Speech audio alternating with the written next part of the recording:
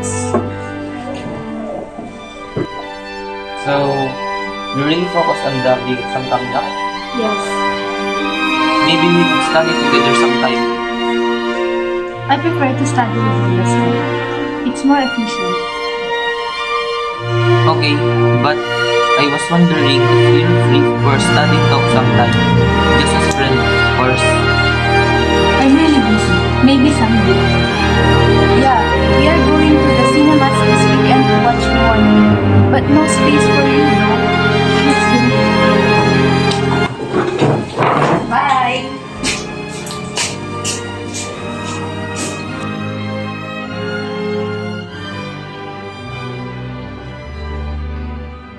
Hi Pat, I found this book you mentioned reading for your project. I thought it might help. Oh wow, thanks King. That's really thoughtful. No problem. So, about that study talk, Okay, study. But just study.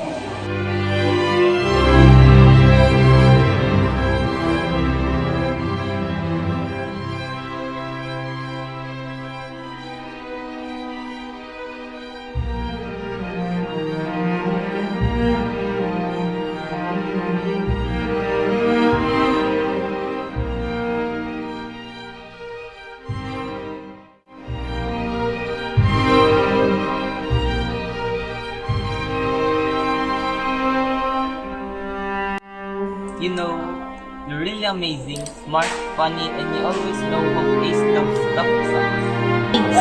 You're pretty good at mathematics yourself. It's still a struggle, but talking to you makes it easier. I guess so. I didn't expect to enjoy studying with someone. Maybe you just haven't met the right person before.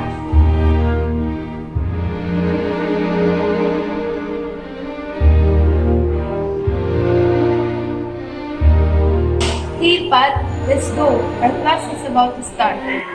Bye King, see you around.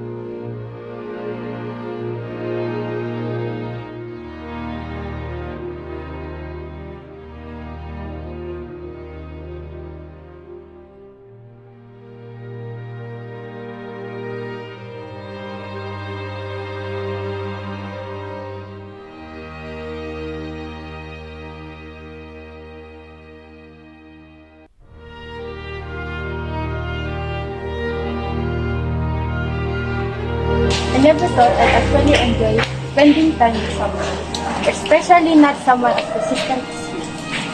Persistent? I used to really like you, but a lot. I like you too. A lot. See, studying together isn't so bad after all. It's not. And you know what? Maybe I was wrong about this. Me too. I hate you both making cringe stuff.